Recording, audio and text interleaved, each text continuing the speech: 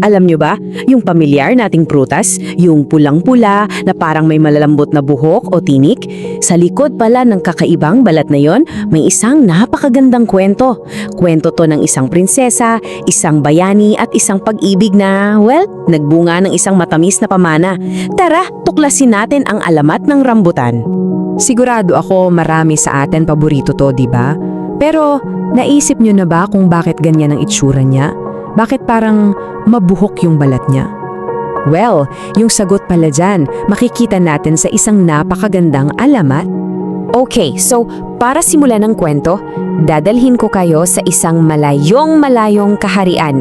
Dito natin makikilala yung pinakasentro ng alamat na to, isang prinsesa na masasabi kong medyo naiiba sa lahat. Ang pangalan niya ay Prinsesa Rambut. At alam nyo, hindi siya yung tipikal na prinsesa na kilala sa magagarang damit. Hindi, siya ay kilala dahil sa kanyang napakabuting puso. Pero, may isang pero. Sa likod ng kabaitan niya, sobrang mahiyain siya. As in, madalas siyang nagtatago, bihira siyang makihalubilo sa mga tao. Kaya, iilan lang talaga yung nakakakita kung gaano kaganda yung kalooban niya. Pero sa buhay ng prinsesa, may dalawang lalaking magkasalungat. Sa isang tabi, may isang simpleng magsasaka. Liham siyang humahanga kay Prinsesa Rambut, hindi dahil prinsesa siya, kundi dahil sa busilak niyang puso. Sa kabilang dako naman, may isang sakim na prinsipe.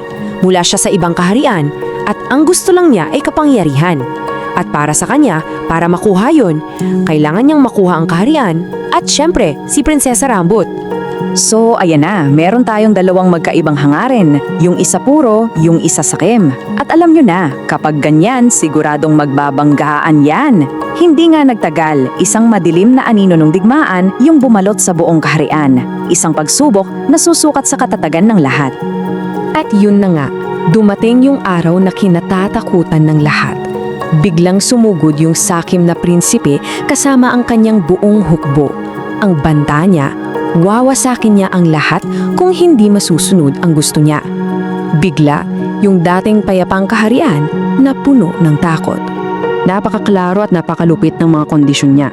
Una, kailangang isuko ang buong kaharian sa kanya. Pangalawa, kailangang ipakasal sa kanya si Prinsesa Rambut. At pangatlo, kung hindi sila susunod, well, abo na lang ang abutan nila. Parang wala na silang choice, di ba? Pero, alam nyo yon, sa gitna ng kadiliman at kawalan ng pag-asa, biglang may sumulpot na liwanag.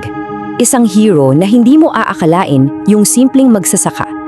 Bigla siyang humakbang, hindi para magyabang, walang dalang magarbong sandata, ang dala niya lang ay yung dalisay niyang pag-ibig para sa bayan at para sa prinsesa. Lalabanan ako para sa ating tahanan at para sa ating prinsesa. Yan yung binitawan niyang pangako. Isang simpleng pangako, pero sobrang bigat. Nagbigay ito ng pag-asa sa lahat. Sa mga salitang yan, pinakita niya na yung totoong tapang hindi yan galing sa lakas ng katawan, kundi galing sa pusong handang isakripisyo ang lahat para sa mga minamahal niya. So, nagharap na sila. Yung puwersa ng kasakiman laban sa tapang na galing sa pag-ibig. Sa isang matinding laban, syempre parang dehado yung magsasaka, di ba? Pero nakita pala ng isang diwata ng kagubatan yung busilak niyang puso at isang himala ang nangyari. Sa tulong ng mahika, natalo ng magsasaka ang sakim na prinsipe na iligtas ang buong kaharian. Imagine inyo, di ba, nagdiwang ang buong kaharian. Panalo sila. Pero hindi pa pala tapos ang lahat. Yung kasamaan, nag-iwan pa ng isang huling mapait na lason. Yun pala, bago siya tuluyang matalo, isinumpa ng sakim na prinsipe si Prinsesa Rambut. Isang sumpa na dahan-dahang kumuha ng kanyang lakas. Bigla na lang yung prinsesang may ginintuang puso, nagkaroon ng malubhang karamdaman. At habang nanghihina na siya, may isa siyang huling hiling. At alam nyo, hindi ito para sa sarili niya, kundi para pa rin sa mga tao niya. Ang sabi niya, nais kong manatili sa piling ng aking mga tao upang maalala nila na ang tunay na ganda ay nasa kalooban. Grabe, 'di ba? At parang dininig ng kalikasan ang hiling niyang yon. Nung pumanaw na ang prinsesa, mula mismo sa kanyang libingan may isang kakaibang halaman na tumubo. Lumago ito ng lumago hanggang sa mamunga. At yung bunga, isang prutas na ngayon lang nila nakita. Parang may buhok sa labas, pero may tinatagong matamis na lihim sa loob. Dahil dito, ipinangalan nila ang prutas na rambutan bilang parangal sa prinsesa. Perfect, di ba? Yung mabuhok na balat, yun daw yung simbolo ng pagiging mahiyain niya. Pero kapag binalatan mo, yung matamis na laman sa loob, yun naman ang kumakatawan sa kanyang napakabuting puso.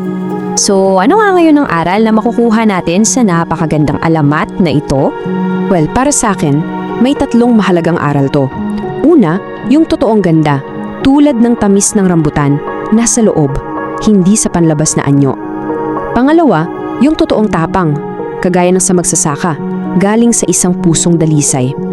At pangatlo, yung wagas na pag-ibig, para man yan sa isang tao o sa bayan, yan talaga ang nagbubunga ng kabayanihan.